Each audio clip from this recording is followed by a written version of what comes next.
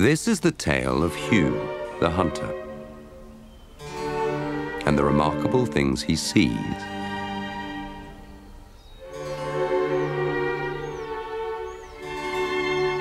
And that see him.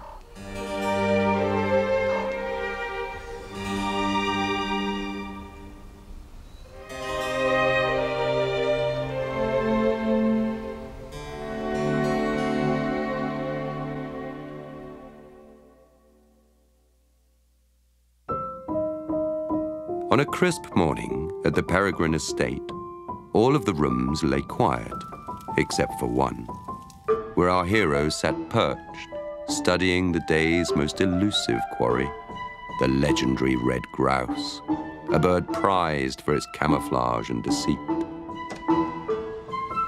Principal among his strategy was to gird himself with the appropriate garments of a Highland hunter. The twill of his tweed was patterned to resemble the hues of the heather moors where the grouse made its home. Hugh's great-great-grandfather had designed that very tweed, affirming the family's stature as men of prominence and savoir-faire. And if Hugh had not inherited everything from his ancestors into the modern world, it was only through the natural permutations that always occurred from one generation to the next.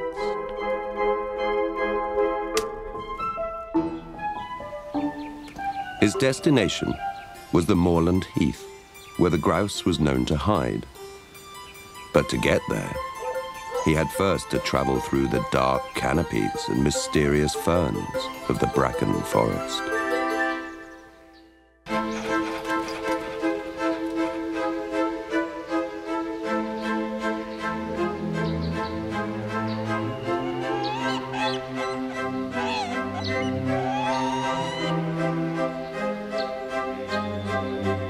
It was here that the woodcock came every year, flying miles and miles to feed and nest amongst the dead leaves and slithering branches.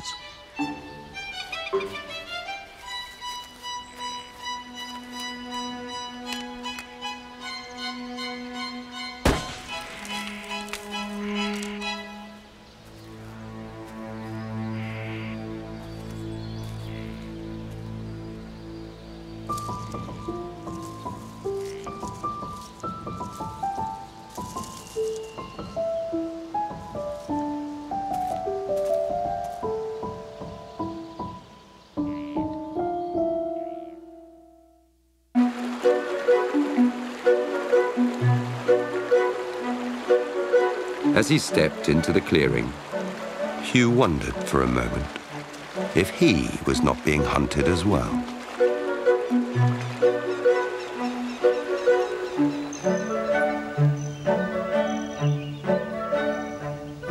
It was at the pond on the edge of the marsh that he found his second prey. A foreign species that men like Hugh had bred for their own sport. Could he, a mere man, ever master the art of deception that came so easily to these creatures? Or did it even matter?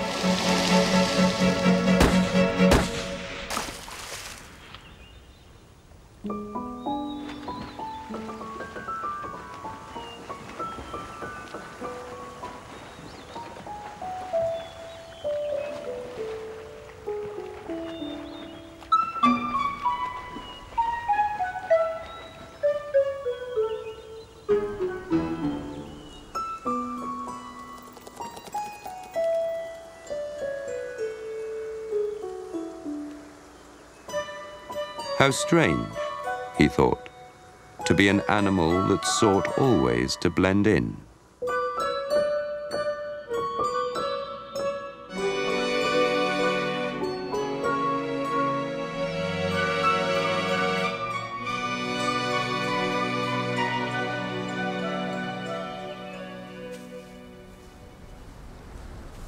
His provisions were low and his body fatigued, but the day was not done, and his journey far from over.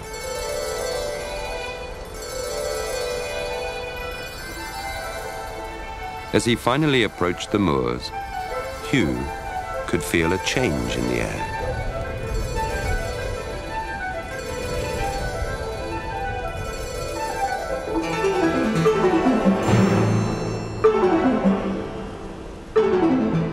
The eyes he had felt on his back were now attached to a body.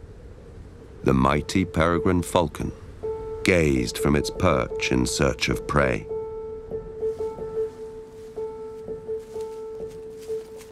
Then, sudden as a ghost, he saw the red grouse.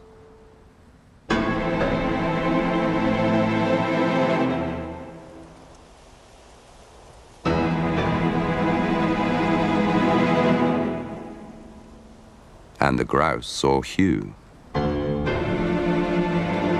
tweed of his coat matching precisely the pattern of the heather behind him, fitting into the landscape as had been learned from his forebears, generation to generation. And in that singular moment, Hugh and the grouse saw each other for what they were. The bird recognized Hugh as a fellow creature of camouflage.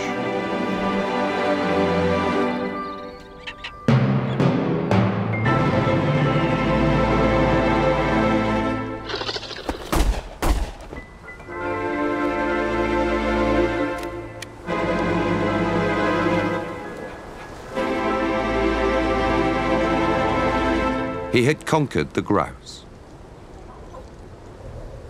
But something had changed within him. He now felt a sharp comprehension of the animal's deepest thoughts and feelings. Though what those thoughts were precisely is not for us to discern.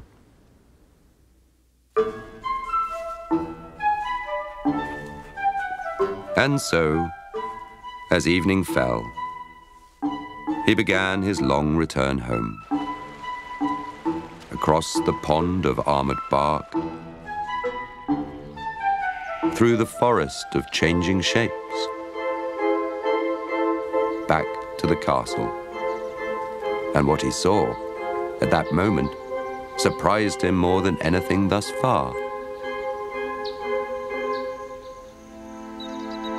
Around the table, wrapped in attendance, were 5 fellow hunters.